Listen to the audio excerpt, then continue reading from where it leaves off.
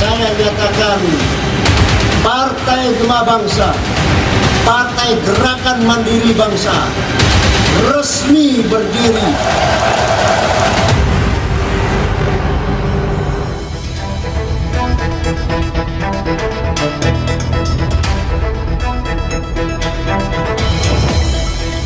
Selamat malam.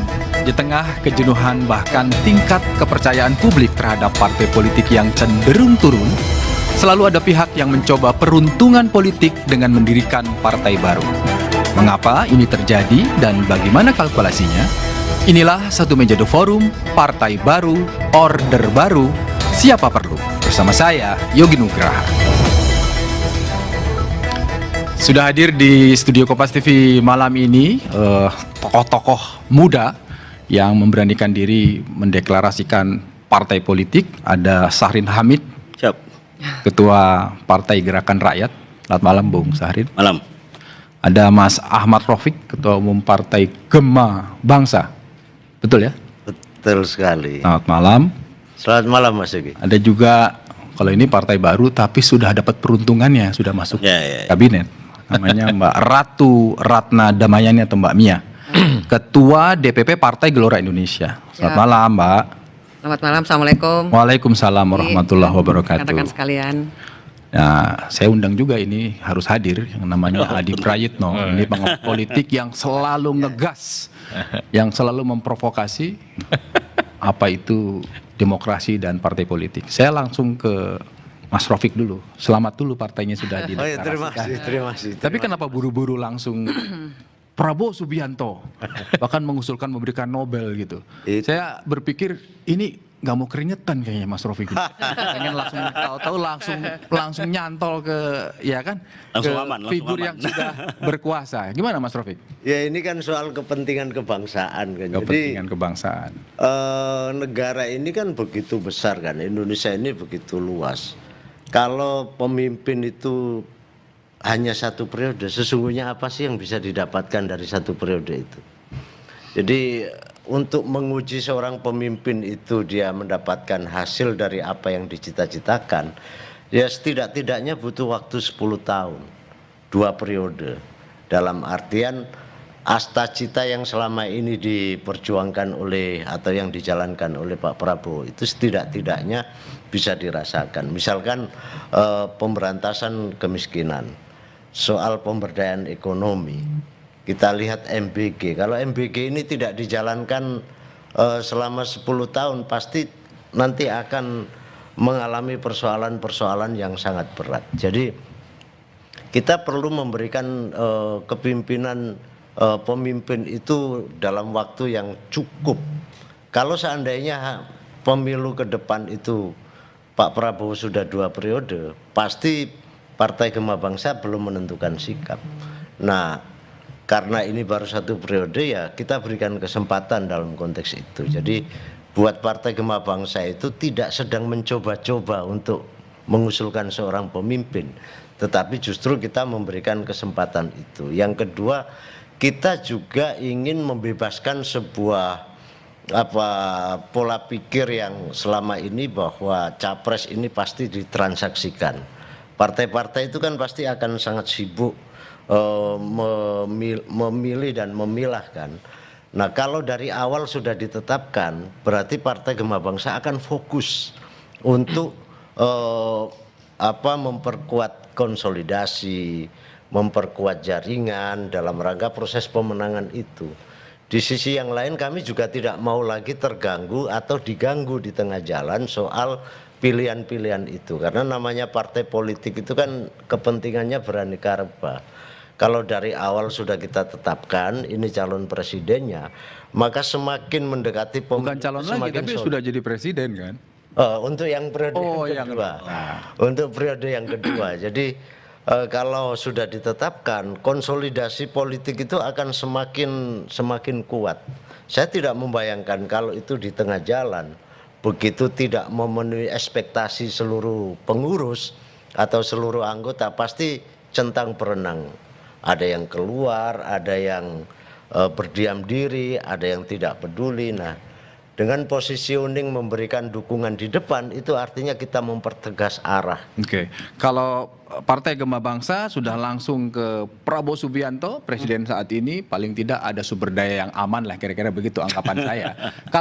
Kalau Bung Syahrin kan langsung Anies Baswedan. Ya, betul. Saya membayangkan pasti akan ada narasi yang men-challenge kebijakannya Prabowo Subianto sebagai kepala pemerintahan. Atau jangan-jangan belum sampai ke sana, yakin Anies Baswedan akan all out untuk Partai Gerakan Rakyat. Ya. Mas Adi udah nggak sabar. Bahkan mungkin pertanyaannya, yakin Partai Gerakan lolos gitu kan? Saya nggak tega loh ngomong begitu loh. Itu Anda harus mengklarifikasi Ya, bahwa harus lolos. Oh iya, saya ingin menyampaikan begini. Kan ini perbedaannya antara Partai Gema Bangsa dan Partai Gerakan Rakyat. Kalau Gema Bangsa kan sudah memiliki badan hukum. Yes. Kalau Gerakan Rakyat kan belum. Oke. Kita kemarin itu rapat kerja nasional, berkumpulnya seluruh utusan dari semua daerah pada rapat kerja nasional Gerakan Rakyat. Ini kan masih dengan badan hukum sebagai organisasi perkumpulan atau organisasi kemasyarakatan. Nah, tanggal 18 Januari kemarin adalah menetapkan Sebagai untuk partai mendirikan partai politik yang disebut dengan Partai Gerakan Rakyat. Nah, itu Proses poinnya selanjutnya itu. Februari akan Nah, ke proses Kementerian selanjutnya ini yang akan kita lakukan, yaitu terkait dengan bagaimana memenuhi persyaratan untuk mendapatkan badan hukum. Nah, nanti dapat badan hukum, baru kita ikuti proses selanjutnya verifikasi sebagai partai politik Tapi oleh di awal KPU. Anda kayak nggak percaya diri gitu. Oh enggak, justru ini kepercaya diri. Oke. Percaya Justru diri karena sudah ada Anies Baswedan sebagai figur Bukan. sentral atau percaya diri karena kita sudah memiliki syarat-syarat untuk kita daftarkan, gitu loh. Kalau Gema Bangsa kan sudah tidak perlu lagi tahap ini, udah lewat. Udah jadi badan lewat, hukum. udah jadi badan hukum Tinggal partai nunggu politik. nanti proses Gerakan pendaftaran. Rakyat ini kan belum. Justru kita baru mendaftarkan. Nah, sehingga positioningnya kan tentunya beda. Kita masih punya perjuangan yang kami melihat bahwa ini yang sedang kami lakukan. Bagaimana memenuhi struktur 100% provinsi, 75% kota kabupaten dan 50% dan Anda kecamatan. masih optimistis untuk Oh iya, kalau tidak optimis kan tidak ada di sini. apa yang membuat Anda optimistis? Apa Ya, karena ada figur sentral Anies Baswedan yang Kalau punya itu, suara cukup baik di Pilpres 2024? Satu hal, modal dari Gerakan Rakyat ini adalah teruji pada momentum Pilpres kemarin. Kita teruji pada Pilpres 2024. Kenapa? Karena Gerakan Rakyat ini kan memang sudah terkonsolidasi pada saat Pilpres. Tadinya adalah kelompok-kelompok relawan yang berdiri secara mandiri, secara organik, dan kemudian bersatu kan di tahun 2023 yang bersepakat membangun Gerakan Rakyat. Dan kemudian Gerakan Rakyat ini membangun struktur, waktu itu kita sebut dengan presidium. Kita di Jakarta di pusat presidium nasional, kemudian di provinsi ada presidium provinsi, presidium kota kabupaten, presidium kecamatan, bahkan kita sampai dengan presidium di tingkat desa pada Pilpres kemarin. Inilah yang menjadi modal awal pembentukan Gerakan Rakyat. Oleh karena itu ketika menjadi organisasi kemasyarakatan kita begitu cepat. 38 provinsi dan kemudian 475 daerah, 75 daerah itu terbentuk dengan cepat. Peranan Anies Baswedannya di mana kok belum disebut? Kalau Anies Baswedan itu sudah dengan Gerakan Rakyat bagaikan dua sisi mata uang, dia tidak bisa dipisahkan. Kenapa? Karena semangat pembentukan relawan kan basisnya adalah Anies Baswedan. Oke. Terbentuknya relawan karena waktu itu sama pada konteks pencalonan Anies Baswedan sebagai presiden. Jadi memang dari lahirnya Gerakan Rakyat ini sudah Anies. Oke. Gitu loh. Oke. Lahirnya aja sudah Anies. Otomatis kalau menjadi partai peserta pemilu udah pasti mencalonkan Anies. Itu Oke. sudah tidak bisa ditawar-tawar lagi. Selamat menjalankan proses berikutnya. Oh iya, terima kasih atas Saya mau ke doanya. Mbak Mia dulu. Mbak Mia, ini jangan-jangan Partai Gerakan Rakyat dan Partai Gema Bangsa ini berkaca dari Partai Gelora gitu. Partai Gelora 2024 termasuk partai baru, memang tidak lolos ke Senayan, tapi kan paling tidak dapat menteri di kabinet. Jadi kita Anda- melemparnya jauh, minimal dapat menteri. Gitu. Ya kan paling nggak ada target itu di eksekutif dulu. Atau Anda melihat bahwa dua partai ini sebagai, oh ada kawan seperjuangan, partai-partai yang daun muda berhadapan dengan partai-partai senior di Senayan. Gimana Mbak Mia melihat ini? Ya Mas Yogi, sebenarnya dengan kehadiran teman-teman ini, welcome to the board. Oh, Oke. Jadi mari kita bersama-sama berjuang karena landscape politik saat ini 2029 dan seterusnya itu mungkin berbeda dengan landscape politik sebelumnya. Di sini ada intervensi atau pengaruh geopolitik yang sangat besar. Kita nggak pernah menduga Amerika bisa menginvasi Venezuela sementara PBB diam-diam aja gitu. Dan ini pasti akan ada pengaruhnya sangat besar terhadap terhadap Indonesia gitu. Dan saat ini ketika kita juga sedang berusaha untuk meningkatkan laju pertumbuhan ekonomi gitu. Artinya kehadiran teman-teman di sini itu memang menjadi sebuah angin segar ya, angin segar dalam dunia perpolitikan yang pada saat ini partai politik itu mengalami distrust paling tinggi dari publik. Kita kalau lihat kemarin peristiwa 19 Agustus kemarin 25. sampai seperti itu nggak pernah kita bayangkan sebelumnya. Artinya kan di sini memang harus muncul semangat baru, gerakan baru dalam hal ini partai politik baru untuk kemudian bisa memberikan tawaran kepada publik akan hal-hal yang membuat publik tidak menjadi apatis atau kemudian patah arang dengan partai politik. Di sini ada tawaran baru, ada semangat baru. Itu yang kami coba melihat dengan Partai kehadiran Gelora menyebut teman-teman gembira ini. lah ya kehadiran Iya, kawan iya, baru. iya. Setidaknya mungkin bersama-sama kita bisa berjuang tentang parliamentary threshold ya. Oh, ada kawan baru ini. Itu ya. Jadi ini memang menjadi peluang yang besar bagi partai, terutama partai yang belum masuk ke parlemen dan partai baru. Ada MK mengabulkan gugatan dari teman-teman Perludem tentang parliamentary threshold untuk ditinjau kembali. Meskipun ini artinya bukan automatically 4% itu dihilangkan, tetapi ada peluang tentang perubahan parliamentary Setidaknya threshold ini. Partai Gelora menyebut gembira karena ada kawan baru untuk memperjuangkan paling tidak 4% parlementer. Iya, tidak sekedar kawan baru, tetapi untuk landscape Ada politik. semangat baru. Ya, untuk Oke. landscape politik ini bisa membawa sebuah saya mau- hawa baru yang Saya lebih mau ke segar. Mas Adi nih. Mas Adi ini kan pasti mengamati kan. Mas Adi, Oh. kalau dihitung dari Mengamati secara aktif. 2025 itu udah ada 3 partai baru loh. Iya. Kan ini 2026 tambah satu lagi Partai Rakyat kan yang Indonesia yang 25 Agustus dideklarasikan. Ini situasi lagi jenuh, banyak sekali persepsi yang kurang baik ke partai politik, kok muncul orang mencoba peruntungan politik baru. Saya kira ada dua hal, Mas Yogi. Pertama, untuk melakukan mobilitas vertikal secara politik, suka tidak suka, di negara kita itu harus melalui partai politik. Itu terbukti, partai-partai non-parlemen sekalipun, kalau mendukung calon yang kemudian mendapatkan e-vote, memenangkan pertarungan politik, pasti akan mendapatkan berkah politik elektoral.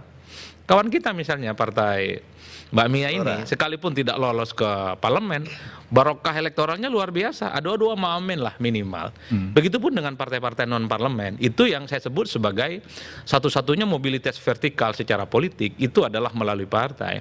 Tentu dengan adanya upaya ini, partai seperti Gelora, partai-partai non-parlemen yang juga ada di kabinet, ini bisa memiliki tabungan politik untuk dikapitalisasi. Minimal modal sosial dan modal ekonomi untuk bisa lolos ke parlemen. Nah, yang kedua, ada satu fenomena yang menurut saya cukup paradok ya. Satu sisi party ID kita ya, soal bagaimana identitas kepartaian atau orang yang merasa dekat dengan partai politik itu kan maksimal cuma Kecil, ya. 20%. Ini sudah hampir 10-15 tahun ya. Dan inilah yang sepertinya membuat kenapa begitu banyak partai politik di Indonesia selalu membaca ada oase yang mereka bisa kapitalisasi. Semacam captive market yang kemudian dimaksimalkan untuk merebut ceruk pemilih. Cuman sayangnya di Indonesia, ini perjalanan politik pasca 2014 khususnya, belum ada sejarahnya partai politik baru yang lolos ke parlemen. Jadi Nasdem itu adalah partai politik baru satu-satunya yang lolos parlemen 2014. Setelah itu 2019, Belum pernah ada ya? 2024 enggak ada, nyaris wassalam. Yang bikin Dan di sini, Mas. Dan bahkan kalau kita mau jujur satu persatu ya partai-partai politik baru itu nyaris kehilangan arah. Oke. Dan ada kecenderungan secara umum tidak memiliki diferensiasi politik yang cukup signifikan. Saya memahami kenapa begitu banyak partai politik hari ini, karena ada kesempatan untuk merebut calon pemilih. Tapi kalau boleh kita melihat dari jauh, diferensiasi dari partai politik yang baru ini Belum ada. sorry to say, harus saya katakan, apa yang bisa kita sebutkan dari Partai Gerakan Rakyat, Partai Gema ataupun Partai Gelora? Partai Gelora bagi saya satu-satunya kalau ingin lolos ke parlemen, ingin kuat, cukup rebut pemilih PKS. Nggak usah kampanye di tempat yang lain, Oke. rebut saja kantong-kantong PKS. Bicara Terutama di- rebut-rebutan, kita akan lihat apakah kehadiran partai politik baru ini akan memperluas medan pertempuran politik, memberi warna baru, atau biasa-biasa saja. Satu meja The Forum akan segera kembali.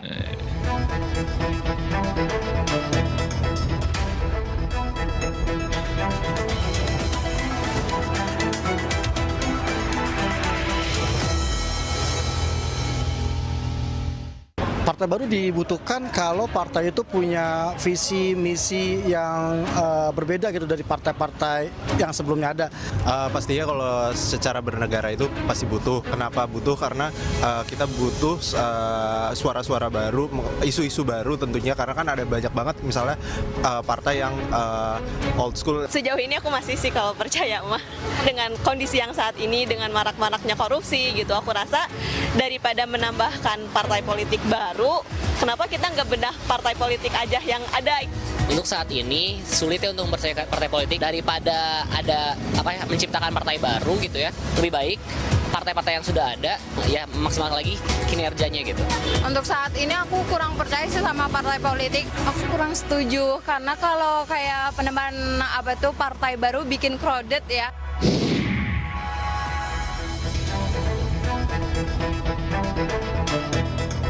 Masih di Satu Meja The Forum, saya akan melanjutkan diskusi kita kali ini ke Bung Syahrin. Bung Syahrin kan belum Anies Baswedan. Tadi di awal juga sudah mengatakan bahwa memang ini partainya Anies Baswedan. Ada yang melihat bahwa wah kayaknya menabuh genderang perang dengan kekuasaan. Kita masih ingat kan dulu Anies Baswedan dan Prabowo Subianto hadap-hadapannya luar biasa. Mungkin kita semua masih ingat kan Mas Anies gitu kan, ada istilah begitu dan itu terus menggema. Bahkan di beberapa kesempatan Mas Anies juga memberikan banyak statement yang kira-kira men-challenge kekuasaan. Sudah dihitung atau memang itu bagian dari strategi Partai Gerakan Rakyat? Yang pertama bahwa saya sepakat tadi, PR kepartaian saat ini itu adalah bagaimana membangun partai ID. Identitas partai dan diferensiasi partai antara satu partai dan yang lain ini harus jelas. Nah ini saya kira PR bagi partai kita. Kalau tidak nanti orang melihat bahwa partai ini sama. Bedanya ini pada saat kepentingan aja mau bersama siapa pada saat kepentingan yang sangat pragmatis. Nah oleh karena itu sejak dini partai ini harus mulai dibangun aspek-aspek dasar yang menjadikan nilai-nilai ataupun konsistensi itu pada aspek yang ingin dibangun oleh partai tersebut. Nah oleh karena itu bagi gerakan rakyat membangun fondasi partai, membangun karakter partai, menjalankan partai dengan prinsip-prinsip partai ini penting. Nah oleh karena itu kenapa ya kalau misalnya dalam konteks pragmatisme politik bahwa kenapa berani banget ini Partai Gerakan Rakyat menolak pemilihan melalui DPRD, terus yang kedua misalnya sudah menginginkan Anies Rashid Baswedan menjadi pemimpin nasional berikutnya sementara partainya belum punya badan hukum, sementara badan hukum ini kan prosesnya ada di negara gitu. Nah justru di situ kami emang melihat bahwa kepemimpinan negara ini kan lahir melalui proses demokrasi. Nah oleh karena itu kita juga melihat bahwa negara dalam konteks ini kan mewakili kepentingan publik. Otomatis salah satu aspek yang penting oleh negara adalah netralitas. Dan dasar dijalankan negara ini itu kan basisnya adalah hukum. Karena negara kita adalah negara hukum. Artinya benar kalau ada anggapan Partai Gerakan Rakyat ini sedang coba men-challenge kekuasaan. Salah satunya coba mengajukan badan hukum, diloloskan atau tidak gitu. Justru kita ini taat pada hukum, maka dari itu apa yang diminta oleh hukum kita siapkan. Syarat-syarat yang diminta kita siapkan. Nah, oleh karena itu kami melihat bahwa yang pertama adalah negara dalam konteks ketika menyelenggarakan negara tentunya harus berbasis pada hukum. Ya, ini kan sebenarnya saya bisa bilang bahwa Anda mengingatkan kekuasaan, jangan sewenang-wenang, tolong proses kami. Kalau kekuasaan memang harus selalu diingatkan, karena posisinya sebagai kekuatan sipil harus mengingatkan kekuasaan. Ya, karena yang namanya kekuasaan kan, ya dia selalu aja ada aspek-aspek yang. Saya ke Bung Rofiq. Bung Rofiq, kalau tadi kan Prabowo Subianto bahasanya adalah, ya kita ingin yang pasti-pasti.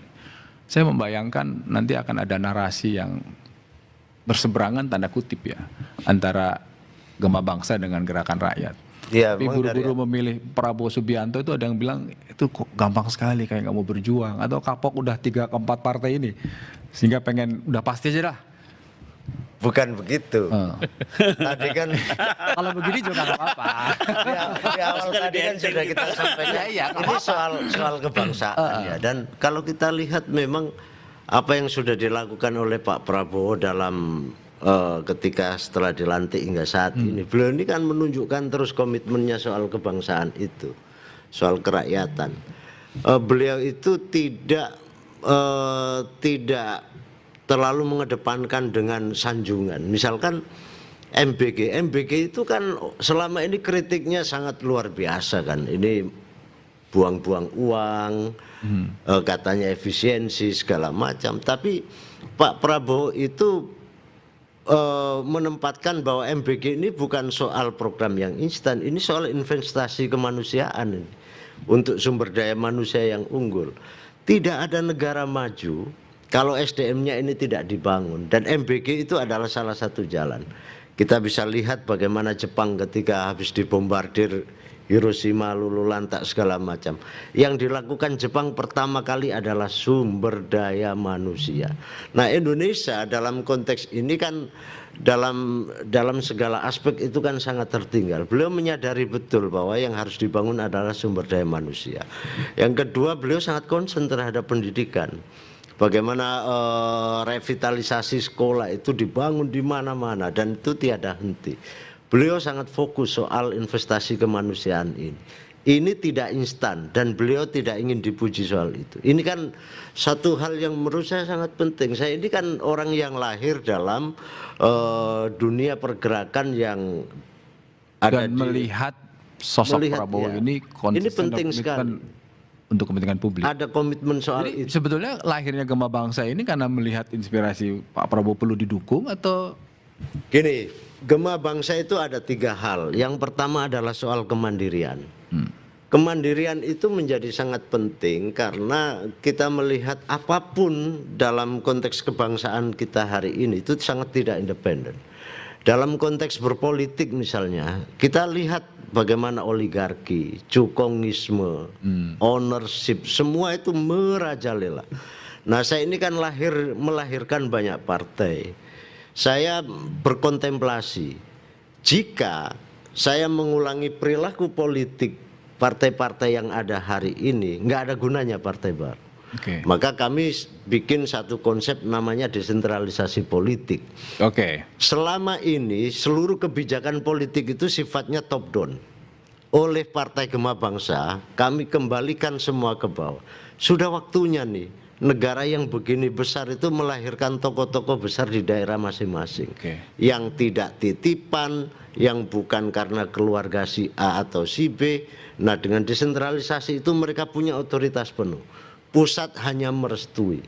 Dan itu kita kawal dengan ADART, dengan segala macam yang membuat mereka firm, yakin dengan itu. Mas Adi sering dong mendengar narasi seperti itu.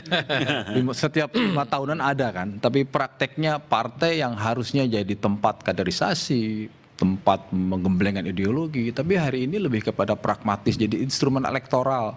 Anies Baswedan, Prabowo Subianto. Ya, saya kira kalau kita mendengarkan pidato-pidato politik Bang Syahrin, Bang Ahmad Rafiq dan partai-partai yang lain, memang sami'na wa ta'na semua, sawaun fakot, sama saja sih sebenarnya. Apa itu yang disebut dengan sami mawon itu? Ya bicaranya tentang anti oligarki, bicara tentang anti politik dinasti. Sama lah ya narasinya ya. Itu yang saya sebut tidak ada diferensiasinya secara signifikan. Saya membayangkan partai-partai politik baru itu misalnya anti politik dinasti dan itu dilakukan secara konsisten. Dulu ada partai politik baru, sebut saja PSI, misalnya anti Wahabi dan Talibanisme. Itu menarik dan bahkan anti partai politik yang katanya poligami. Bagi saya itu adalah semacam posisi secara politik. Tapi kan dalam perjalanan politiknya partai-partai ini kan kemudian hilang dengan apa yang kemudian dijanjikan sejak awal. Karena secara elektoral memang tidak terlampau menguntungkan, basis pemilih kita nggak terlampau penting dengan apa yang disebut dengan ideologisasi. Yang kedua, sepertinya partai politik baru ini cukup memahami, Mas Yogi, bahwa untuk meyakinkan mereka itu tujuannya sederhana kok, sering-sering berkunjung, bersapa, door to door campaign, bawa barokah dan bawa logistik. Itu yang kemudian akan menentukan bagaimana partai politik itu memenangkan pertarungan politik. Partai Gelora, kemudian partai Gerakan Rakyat, termasuk juga partai Gema Bangsa, ujian terbesarnya adalah kira-kira apa magnet elektoral yang kemudian akan dikedepankan. Kalau Partai Gema, saya khawatir kalau yang dikampanyekan terus adalah sosok Pak Prabowo Subianto, khawatir Partai Gema ini nggak ada yang mau ikut, Bang. Justru mau ikut ke Gerindra aja. Karena yang paling Prabowo Subianto per hari ini suka tidak suka adalah Gerindra, partai-partai politik yang lain pendukung pemerintah hari ini, kalau yang disebut adalah Pak Prabowo, jadi efek elektoralnya yang paling banyak itu ke Gerindra. Jadi misalnya seperti Golkar, kemudian seperti PAN, seperti PKB, kalau terus-terus mengkampanyekan sosok yang cukup populer seperti Pak Prabowo, itu satu sisi bagus untuk kepentingan kebangsaan. Ini menegaskan kerjasama politik, tapi ingat basis di bawah itu jangan-jangan mereka secara perlahan akan pindah ke partai politik yang paling Pak Prabowo, yaitu Partai Gerindra. Kalau Bung Syahrin agak sedikit case-nya adalah ini semacam uji kekuatan politik yang dimiliki oleh Pak Anies Baswedan. Selama ini kan Pak Anies Baswedan itu dianggap sebagai salah satu mercusuar politik. Menang Pilkada Jakarta yang cukup dramatis, mengalahkan Ahok yang cukup fenomenal, didukung oleh kekuasaan. Ada isu terkait dengan isu politik identitas. Di Pilpres 2024 suaranya signifikan, hampir 25%. Jadi itu yang saya sebut, gagalnya Partai Gerakan Rakyat itu menunjukkan betapa gagalnya Anies Baswedan memberikan faedah secara elektoral. Tapi sebaliknya, kalau Partai Gerakan Rakyat ini establish, lolos parlemen, ya lolos verifikasi faktual dan administrasi dulu, tentu saja itu juga akan dianggap sebagai sebuah catatan penting. Jadi saya melihat Partai Gerakan Rakyat ini nggak perlu malu-malu, ini partainya Anies Baswedan. Jadi jualannya itu adalah Anies Baswedan. Tadi sudah disampaikan. Sebenarnya sejak awal saya berharap yang jadi ketua umum itu adalah Anies Baswedan. Iya Bang. Karena kepalang tanggung. Kalau menyembunyikan ini adalah partainya Anies Baswedan. Karena kalau kita mau jujur, Gerakan Rakyat itu per hari ini memang imam besarnya itu Anies Baswedan. Ya. Mungkin ini soal waktu aja. Sebenarnya Bung Haris cuma jadi pemain pengganti. Bagi saya bukan soal waktu. Ini adalah khas ciri politik yang dimiliki oleh Anies Baswedan. Jadi kalau Partai Gerakan Rakyat ini tidak lolos parlemen, tidak lolos verifikasi, ini kegagalan. Kebukannya itu tidak terlampau kencang ke Anies Baswedan. Tapi kalau Gerakan Rakyat ini lolos parlemen, orang yang pertama kali paling tinggi disanjung puji sampai Sidratul Muntaha pastilah Anies Baswedan, bukan yang lain. Nah, kalau Partai Gelora sederhana, nggak perlu kampanye di tempat lain. Yang penting ambil saja memilih PKS. Itu rumus dasarnya kayak gitu. Iya. Jadi munculnya gini, kemunculan partai politik baru, ini kita menduga apakah ini ada yang disebut dengan early booking politik dari figur tertentu, tetapi kita akan bahas setelah jeda yang satu ini.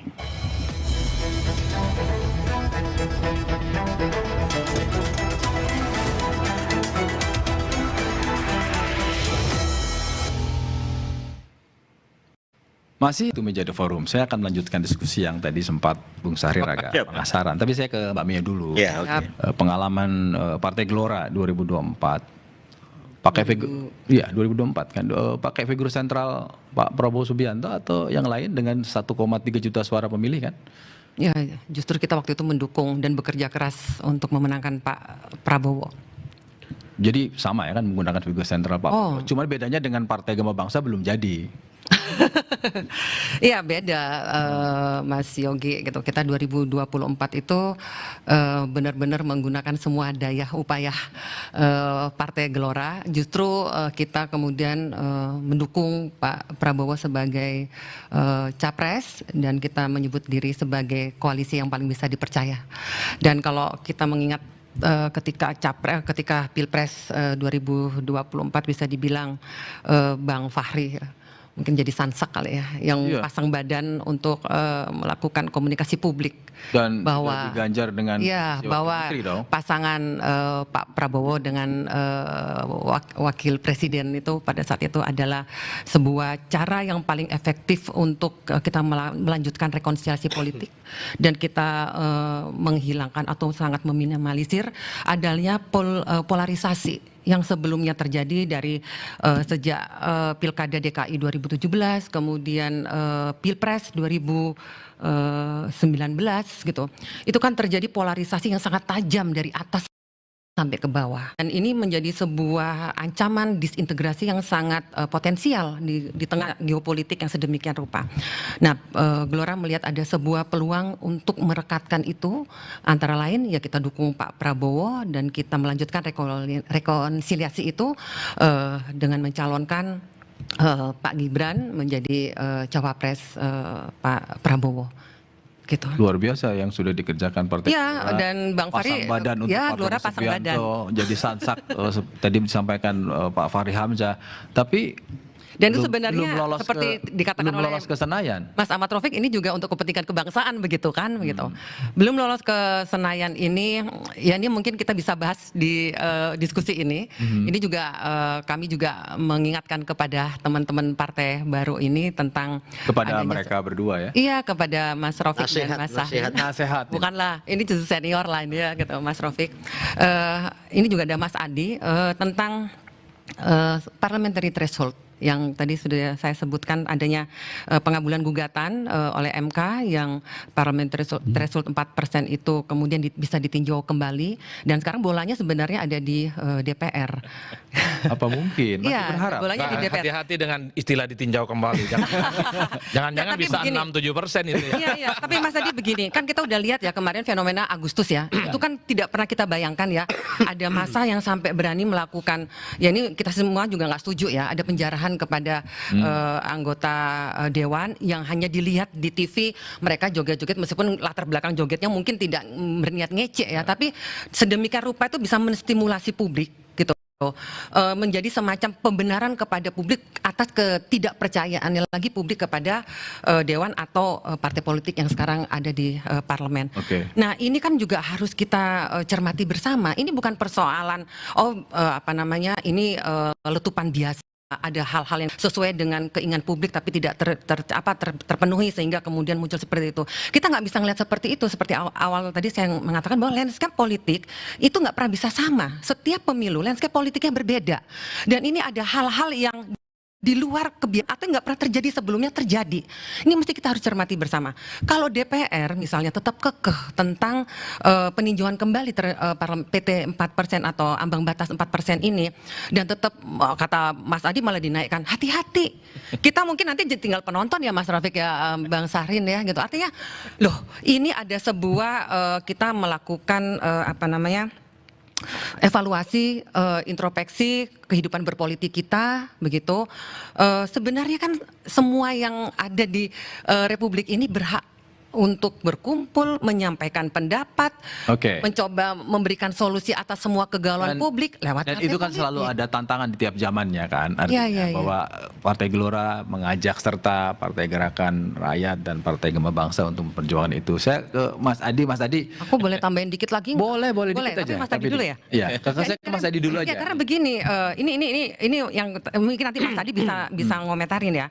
Karena parliamentary threshold itu sebenarnya nggak kompatibel dengan sistem politik presidensial yang kita anut ini. Parliamentary threshold itu relevan dengan sistem parliamentary. Karena di sistem parliamentary itu presiden ada representasi parlemen. Itu sebabnya untuk membuat parlemen itu stabil ada parliamentary threshold. Threshold, ya. Sementara kita presidensial. Presiden tidak bisa di impeachment oleh DPR.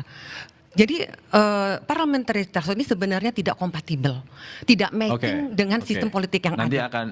Nanti akan jadi Ya, bahan oke. pertimbangan teman-teman di Senayan untuk membahas itu. Apakah ini 4% juga bergeser dalam atau rangka untuk 6%? menggugah benak publik lah. Saya kembali lagi ke soal early booking politik itu. Mas Adi melihat ini kecerdasan, gaya baru, atau sebenarnya ini cuman ya memang ada yang order tetapi harus muncul dan kemudian mencoba peruntungan politik? Ya, sebenarnya susah untuk menjawab secara hitam putih ya. Tapi memang ada kecenderungan di kita itu Mas Yogi. Secara prinsip kalau ingin menghadapi pertarungan politik dari fase ke fase selalu muncul partai-partai politik yang baru. Tapi kita memahami partai politik yang baru itu seringkali tidak lahir dalam ruang hampa. Biasanya ada yang sudah terkanalisasi, terutama terhadap kekuasaan. Siapapun dia kekuasaannya, adalah untuk memperbanyak dukungan-dukungan politik yang berkembang, terutama dukungan politik yang ada di parlemen. Tapi pada saat yang bersamaan, partai-partai yang non-parlemen sekalipun sebenarnya juga ingin memperbanyak bagaimana kanal-kanal politik melalui partai yang baru. Karena ada kecenderungan di kita, semakin banyak dukungan politik, maka itu akan memperkuat bagaimana Mas Rafiq menyimak kan, Mas Rafiq? basis legitimasi Mungkin politik. ditujukan ke Mas Rafiq maksudnya tadi. Saya tidak mau menyebut. Oke. Nah, ada ada KUHP yang baru. Aman di sini semua. Aman. Mas Rafiq gimana Mas Rafiq? Gimana Mas Rafiq? Nah, kan itu yang kemudian Boleh nanggepin. kalau itu yang dianggap publik, karena kalau kita cek satu persatu, setiap muncul partai politik baru, pasti itu tidak ada sesuatu yang punya novelty, sesuatu yang baru nggak ada.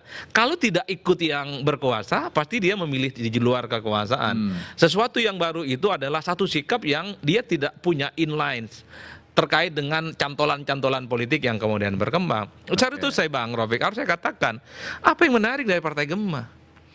Kalau yang disampaikan soal bagaimana program pemerintah yang populis, Prabowo, ini soal enggak ada soal. Tapi kan pemilih dari Partai Gema ini, apa yang kemudian tertarik untuk menjadi bergabung di dalamnya? Kalau yang Karena memang yang disampaikan mendukung Pak Prabowo Subianto udah banyak ya. Betul, Ya, kalau begini. judulnya adalah menyampaikan gagasan Pak Prabowo, mending ikut Gerindra saja. Yang 400 iya. karat jelas-jelas Oke. Prabowo Subianto. Gimana Mas Ya, Ini yang saya begini. khawatir akan membakar rumahnya sendiri, Pak. Ya, Itu. Gema Bangsa itu adalah kumpulan dari para aktivis dan politisi-politisi yang sangat idealis lah. Nah kami itu kan pertama berembuk untuk membuat partai ini adalah harus ada diferensiasi. Apa sih yang membedakan itu? Yang membedakan itu adalah akhirnya kami bersepakat dengan istilah desentralisasi politik itu. Yang semula sentralistik, semua otoritas itu ada di pusat, semua oleh Gema Bangsa dikembalikan di daerah. Jadi daerah itulah yang menentukan masa depannya. Kita tahu bahwa yang disebut order tadi itu rata-rata semuanya dari pusat. Lahirnya pimpinan kepala daerah dari Jadi Gema Bangsa bukan itu order semuanya itu. Nah, kalau Lahir Gema dari bawah, Bangsa organik. justru memberikan sepenuhnya otoritas itu kepada mereka yang ada di bawah. Ini diferensiasi. Seluruh partai, mungkin saya nggak tahu partainya Pak Sarif, satu-satunya partai Gema Bangsa lah yang melakukan proses desentralisasi itu. Artinya kami ingin memberikan kepercayaan kepada mereka-mereka yang di bawah itu untuk menentukan masa depannya. Jadi istilah katanya itu adalah Partai Gema Bangsa itu adalah partai lokal yang berbasis nasional. Jadi itu diferensiasinya. Itu satu hal yang tidak bisa dinafikan, dan itu kami kunci di dalam ADART. Ini bukan bohong-bohongan.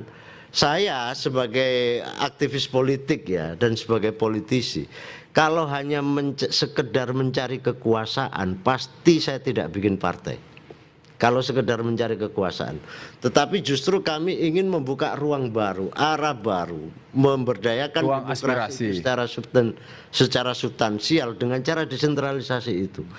Intinya adalah ini bagian dari perlawanan politik terhadap partai-partai yang Oke. lain.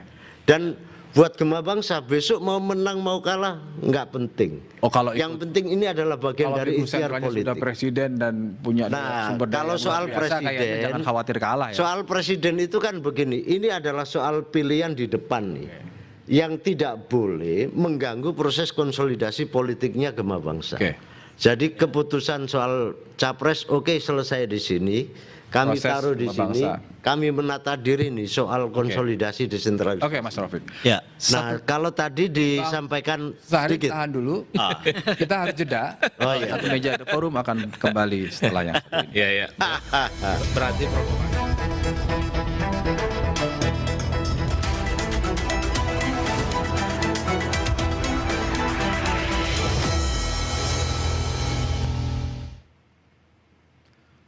Masih di satu meja The Forum, kita akan lanjutkan diskusi. Bung Syahrir tadi sepertinya penasaran. Ya, betul. Singkat saja, ini closing segment, ini di Oh, ini terakhir. segmen terakhir.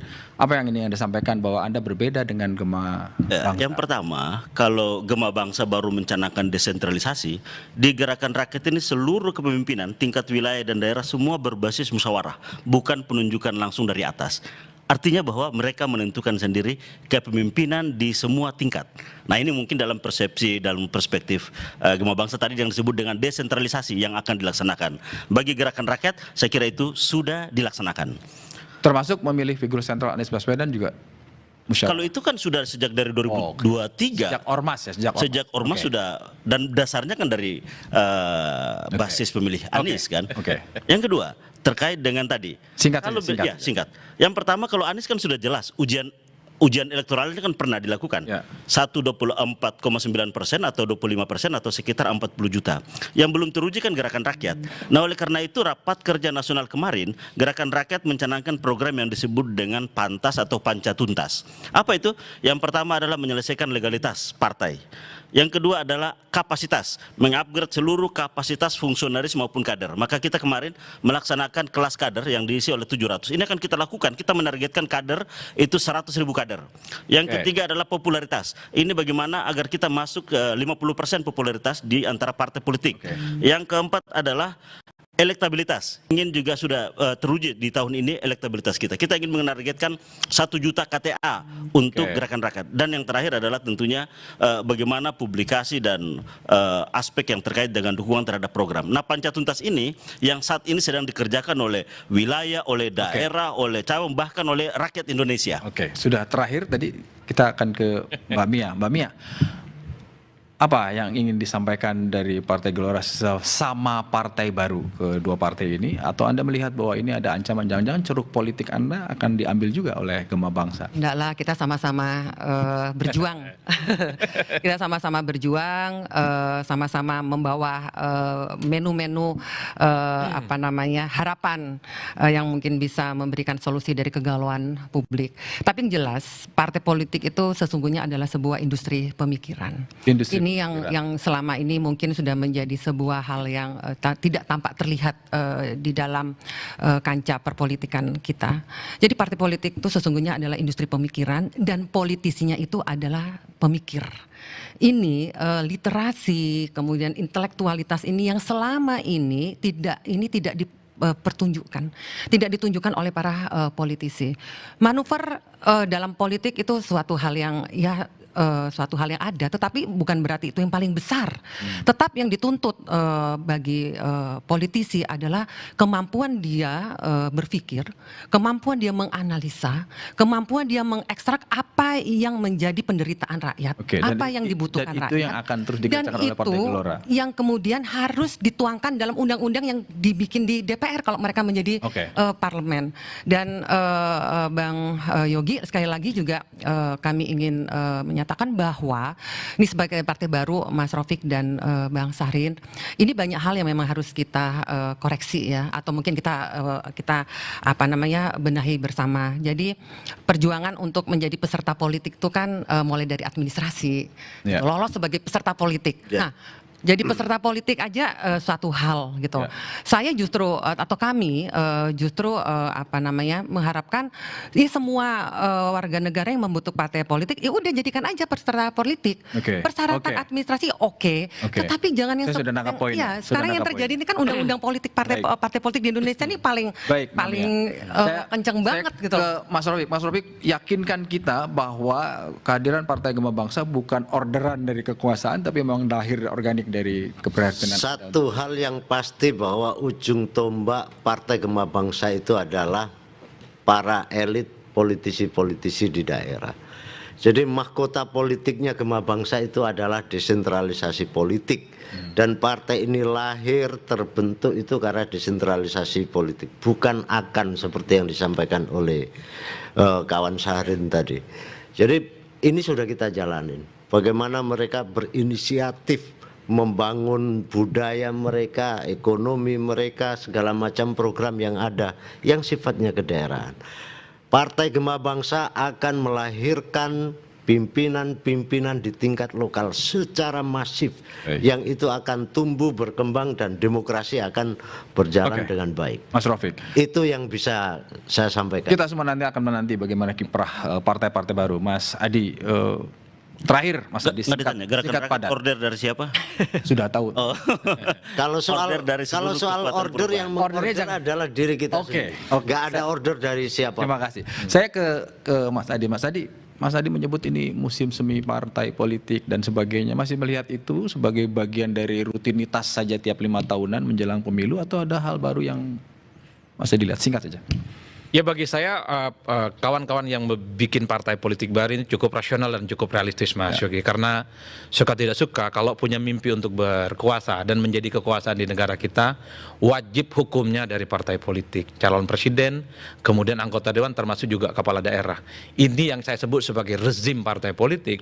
Dari dulu saya memprovokasi perilaku relawan kelompok-kelompok tertentu nggak mau berpartai tapi mau dengan kekuasaan. Jadi komisaris, jadi wakil menteri dan seterusnya. Berhasil provokasi saya, Gerakan Rakyat jadi partai. Muncul. Karena suka tidak suka, kalau Gerakan Rakyat bermimpi ingin Anies jadi presiden harus bikin partai. Karena berharap dari PKS, Nasdem, PKB rasa-rasanya agak wassalam nasibnya. Satu-satunya yang bisa menyediakan itu adalah Gerakan Rakyat. Nah, cuman satu hal yang ingin saya katakan, hati-hati, kita itu punya penyakit yang cukup serius dalam perilaku pemilih kita, yaitu soal keterbelahan antara hati dan pikiran pemilih. Satu sisi pemilih Anies memang hampir 25%, hanya milih Anies, tapi belum tentu akan memilih partai Gerakan Rakyat. Kita juga tahu bahwa Prabowo Subianto hampir 60% waktu Pilpres 2024 yang lalu, yang pilih Prabowo-nya, tapi belum tentu bahwa akan memilih Partai Gema Bangsa. Begitupun juga dengan Partai Gelora, juga mendukung satu resepnya. Prabowo Subianto. Ambil pasarnya PKS. 60 itu 20 ke sini lah. Dukung Pak Prabowo Subianto di Pilpres basis ininya, tapi pada saat yang bersamaan di TPS belum tentu caleg yang dari Gelora yang akan dipilih. Itu yang saya sebut soal betapa pemilih kita antara imannya itu, pikiran dan hatinya selalu berbeda. Inilah yang saya sebut partai harus memikirkan bagaimana lokomotif insentif bagi partainya selain Pilpresnya. Terima kasih Mas Itu Adi, sebabnya, terima Mas Yogi, kasih. semua partai diminta semuanya terjun di pemilu, nggak usah di. Oke, terima kasih Mbak Mia, terima kasih Mas Rofik, terima kasih Mas Safri. Terima kasih Mas Yogi.